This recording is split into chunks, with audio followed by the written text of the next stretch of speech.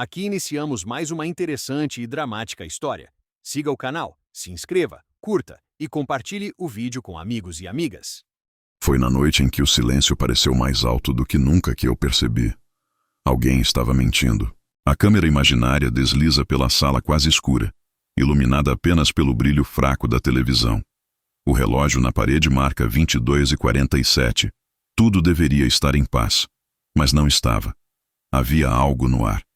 Um peso invisível, uma sensação incômoda que grudava na pele como umidade fria. Eu, Lucas, respirava fundo tentando me convencer de que era apenas cansaço. Mas meu corpo sabia a verdade antes mesmo da minha mente aceitar. A minha vida estava prestes a desmoronar. Do lado de fora, a rua estava quieta, como se o mundo segurasse o fôlego. Lá dentro, eu observava cada detalhe. O sofá vazio ao lado, a xícara de café já gelada, o telefone dela vibrando pela terceira vez naquela noite, e sempre virado para baixo.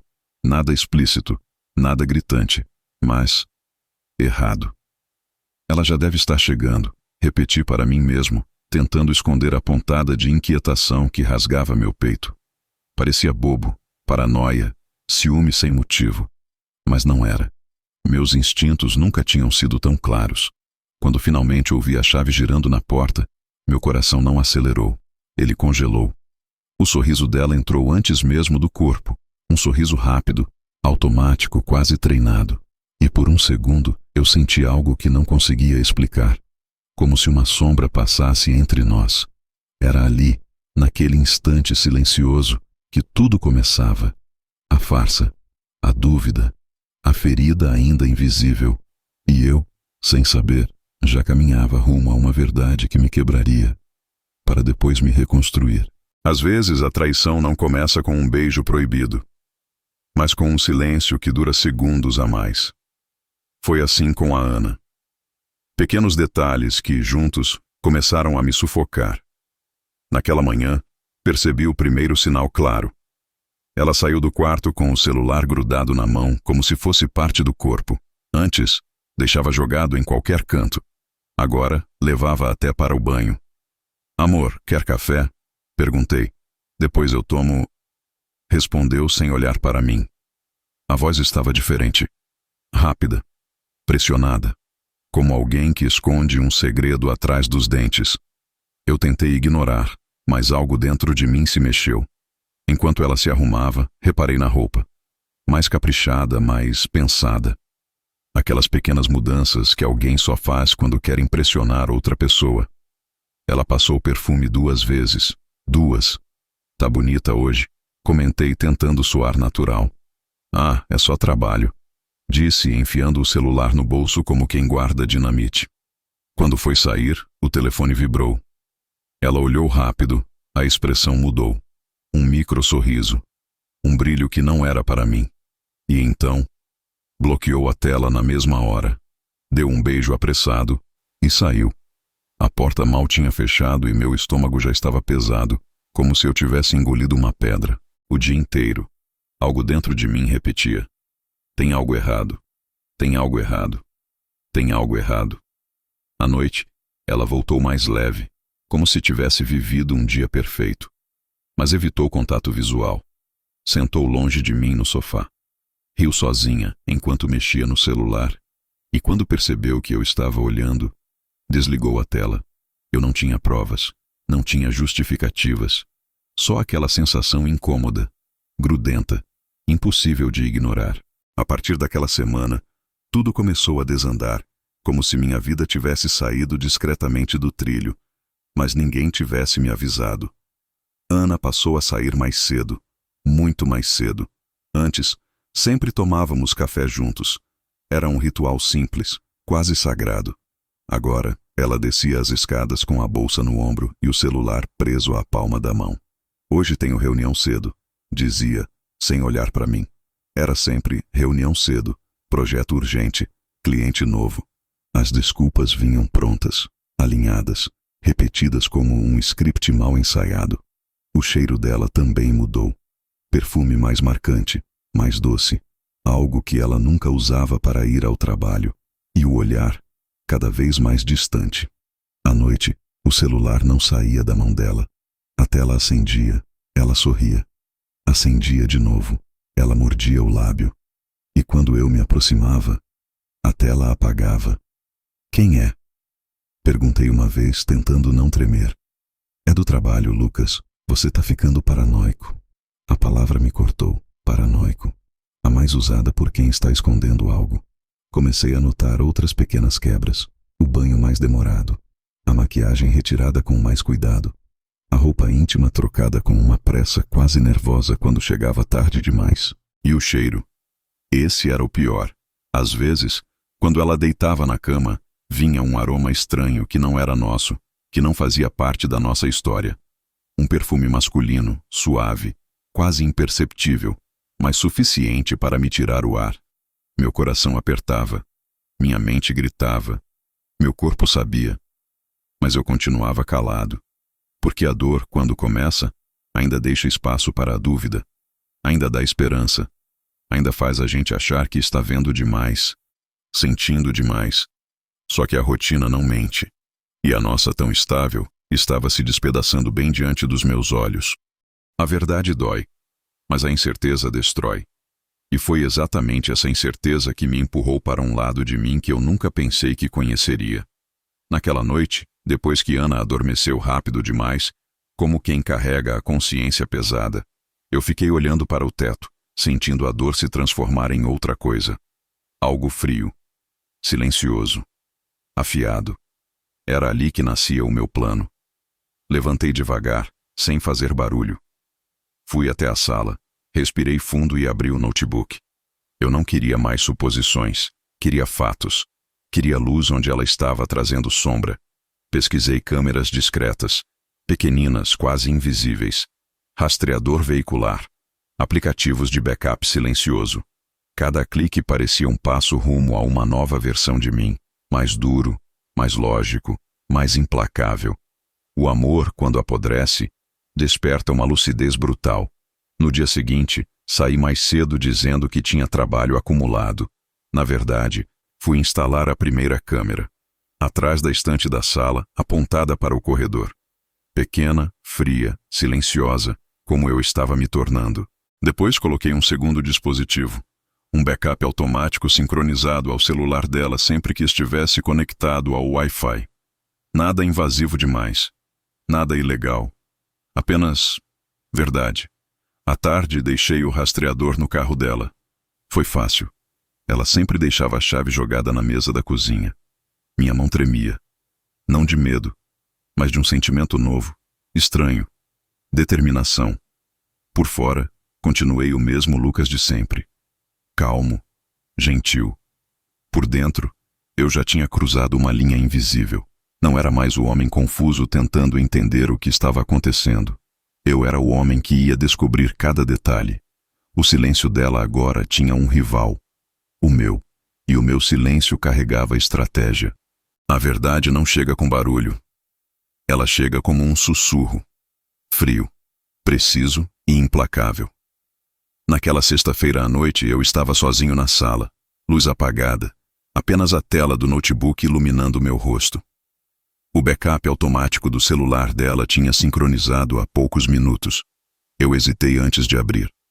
Parte de mim ainda queria acreditar que tudo não passava de impressão. Mas quando cliquei, o mundo desabou. Primeiro, vieram as mensagens, curtas, com apelidos que eu nunca ouvi, risadas que ela não dava mais comigo, horários que coincidiam com as tais reuniões. Foi incrível hoje. Quero te ver de novo. Ele nem percebe nada. Essa última frase queimou na minha pele. Ele, nem percebe. Como se eu fosse apenas um obstáculo bobo, um detalhe inconveniente na história deles. E então veio o golpe final. As fotos, não explícitas, não vulgares, piores. Aquelas fotos íntimas que revelam cumplicidade, carinho, toque. Coisas que pertenciam à nossa história, não a deles. Ela sorria diferente, com os olhos, com a alma, com um brilho que eu não via fazia meses. Minhas mãos tremiam. Minha respiração ficou curta. Parecia que o chão tinha sumido sob meus pés. Eu não chorei, não ainda. A raiva veio primeiro. Uma raiva silenciosa, pesada, cheia de lucidez. Não gritei, não liguei, não fiz cena. Apenas fechei o notebook e respirei fundo, sentindo algo dentro de mim se quebrar. E, ao mesmo tempo, se reorganizar. A partir dali, eu já não era o homem enganado. Era o homem que sabia. E quem sabe, muda. Saber a verdade não trouxe alívio. Trouxe silêncio. Um silêncio pesado, daqueles que se instalam no peito e não vão embora. Eu acordava, respirava e andava com ele grudado em mim, como uma sombra que não desgruda. Mas Ana parecia estar vivendo a fase mais leve da vida. Chegava em casa assobiando, com o perfume ainda fresco, com um sorriso que antes era meu, e que agora eu sabia exatamente para quem ela guardava. Isso foi o que mais me feriu. Quanto mais eu sabia, mais ela relaxava. As desculpas ficaram mais preguiçosas, os horários mais improváveis, a frieza mais evidente. Era como se ela acreditasse que eu tinha desistido de questionar, e de certo modo, eu tinha mesmo, mas não por ignorância, por estratégia. Numa tarde, ela deixou o celular carregando na sala enquanto tomava banho. Antes, isso jamais teria acontecido. Era confiança demais. Ou arrogância demais. A tela acendeu com uma notificação. Quando nos vemos de novo? Eu não toquei, não peguei, não abri, apenas observei. E naquele instante, percebi algo estranho acontecer comigo. A dor que antes queimava, agora endurecia. Virava foco, virava calma. A raiva não me fazia tremer. Ela me deixava lúcido. Foi ali naquele momento de quietude que algo dentro de mim finalmente disse: basta. Não era o basta de quem desiste. Era o basta de quem se levanta.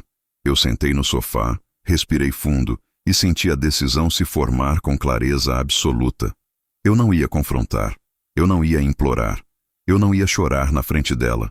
Eu ia esperar, observar. E quando chegasse a hora certa, eu ia derrubar o castelo de mentiras que ela construiu, com uma única verdade revelada no momento perfeito. E isso não era vingança ainda. Era apenas o início de algo que ela jamais imaginaria. Depois daquele basta silencioso, algo em mim acordou. Não a raiva quente, explosiva, mas a raiva fria, calculada, que um homem só sente quando finalmente entende o valor da própria dignidade. Eu não queria vingança por impulso. Queria justiça. Queria verdade exposta. Queria que cada mentira dita por ela se virasse contra si mesma, no instante certo, diante das pessoas certas. E então comecei. Reuni tudo o que já tinha: prints, rastreamentos, horários sincronizados, fotos recuperadas, mensagens arquivadas. Cada arquivo ganhava uma pasta. Cada pasta, uma etiqueta. Eu estava montando um dossiê, não de dor, mas de libertação. Foi no terceiro dia de organização que o estalo veio. Um convite de família chegou no grupo do WhatsApp. Jantar de comemoração do aniversário da minha mãe. Todos confirmados. Ali, exatamente ali. O cenário perfeito, a plateia exata. O momento que ninguém jamais esqueceria. Enquanto Ana digitava, claro, eu e o Lucas vamos, eu observava em silêncio, sentindo uma calma quase antinatural. Ela não fazia ideia. Comecei a alinhar tudo. O vídeo com prints organizados em ordem cronológica. A localização mostrando os encontros. A captura da mensagem, ele nem percebe nada. E a foto final. Aquela do sorriso que não era mais meu. Eu não precisava gritar. Eu não precisava acusar. Eu só precisava apertar um botão, no momento correto, e deixar a verdade falar por mim. Naquela noite, enquanto Ana dormia ao meu lado, despreocupada, eu finalizei o arquivo no notebook. Um vídeo simples, direto, devastador. Cliquei em exportar e senti algo curioso. Pela primeira vez em semanas, eu respirei sem dor.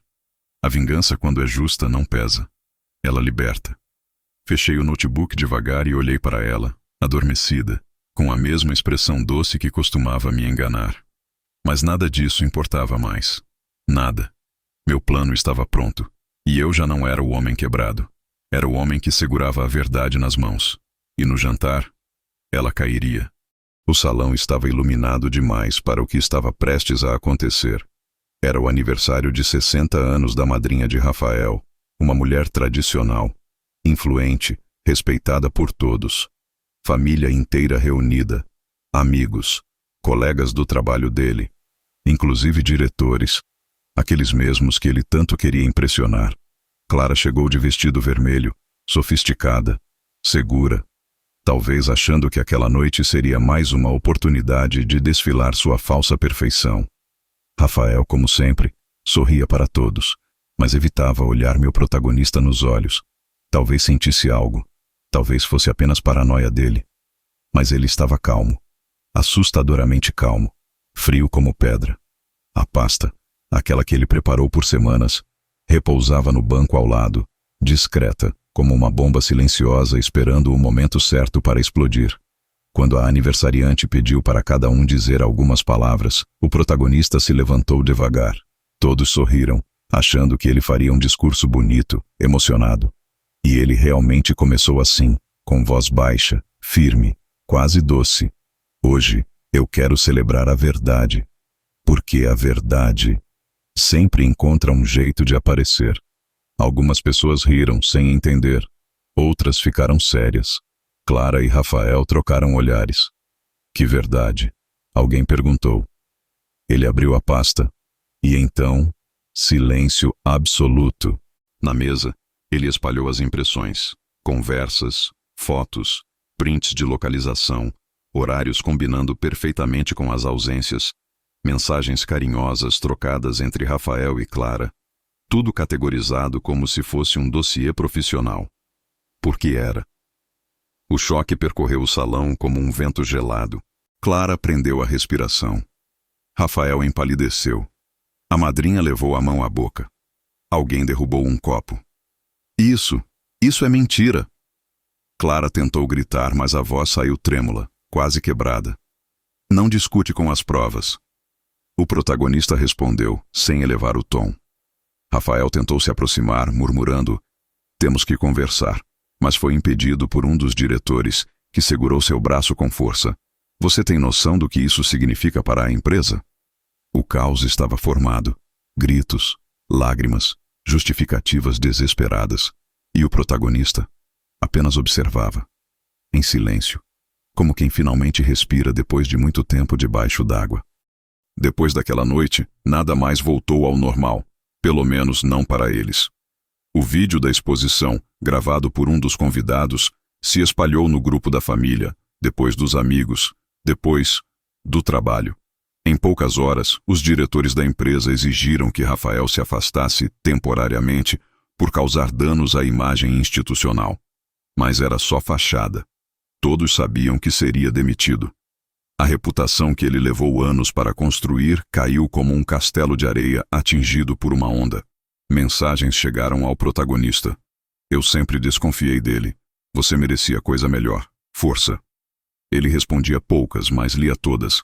Não por vaidade, e sim pela estranha sensação de finalmente ver a justiça funcionando.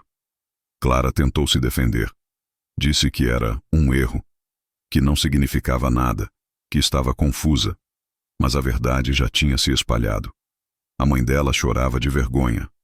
O irmão, que sempre a defendia, virou o rosto quando ela tentou falar. Os amigos desapareceram. Os convites também. Rafael, desesperado, tentou mandar áudios longos, chorando, dizendo que estava frágil, que cometeu uma falha, que precisava conversar. O protagonista ouviu apenas o começo e apagou. Sem resposta, sem raiva, sem pressa. A vingança dele nunca foi gritar, humilhar ou destruir gritando. Foi expor exatamente aquilo que eles esconderam. O resto, o mundo se encarregou.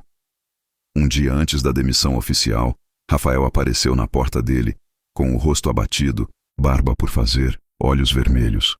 Por favor, me escuta. Eu perdi tudo. O protagonista respirou fundo. Observou aquela figura quebrada à sua frente e respondeu com calma. Não foi você quem perdeu, foi você quem jogou fora. A porta se fechou devagar e pela primeira vez o silêncio não doeu. Os dias seguintes não foram de euforia, foram de silêncio. Um silêncio bom, limpo, leve. quase como abrir a janela depois de anos respirando ar pesado. O protagonista reorganizou a casa, tirou fotos antigas das paredes, trocou a roupa de cama, mudou pequenos objetos de lugar. Gestos simples, mas simbólicos, como quem retira lentamente os últimos restos de um incêndio que já acabou. Ele voltou a caminhar de manhã, voltou a cozinhar sua comida favorita, voltou a ouvir as músicas que antes doíam e agora soavam como liberdade. O trabalho também mudou.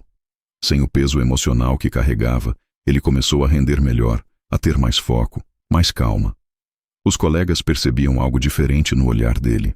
Firmeza, autodomínio, uma tranquilidade madura que só nasce depois de um terremoto que não te destrói, apenas revela o que sobrava de pé. Certa tarde, sentado em um café, ele percebeu algo inesperado. Não sentia raiva, nem falta, nem desejo de resposta. Sentia paz. Simples assim. Ele pensou em tudo que viveu, pensou em Rafael, em Clara, em cada noite mal dormida, e entendeu que a vingança que realmente importa não é o escândalo, nem a queda dos outros. É a própria reconstrução.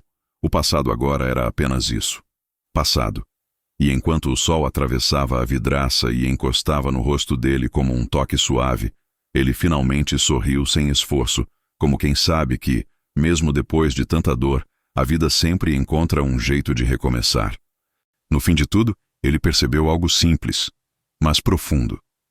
A traição não destrói, ela revela. Revela quem realmente é covarde. Revela quem nunca mereceu estar ao seu lado. Revela quem só sabia amar enquanto era fácil. O protagonista entendeu que a dor que viveu não foi um castigo. Foi um filtro. Um filtro que tirou da vida dele tudo o que era falso, tudo o que pesava, tudo o que se sustentava apenas na aparência. E no lugar disso, veio algo raro, clareza. Clareza para ver quem ele é, clareza para saber o que merece, clareza para recomeçar sem medo. Porque quando alguém sobrevive ao pior, nada mais assusta. Ele respirou fundo, olhando para a própria vida agora limpa, leve, possível. E pensou que, no fim, a vingança verdadeira nunca é destruir alguém. É construir-se melhor depois da queda que eles causaram. Antes de seguir seu caminho, deixou uma última reflexão, como quem entrega uma chave ao público. A traição não é o fim da história, é o início da sua liberdade. Se você gostou dessa história, deixe seu like e comente justiça. Isso ajuda demais o canal. Inscreva-se para acompanhar mais histórias dramáticas como essa. Compartilhe com alguém que precisa ouvir isso. Até a próxima!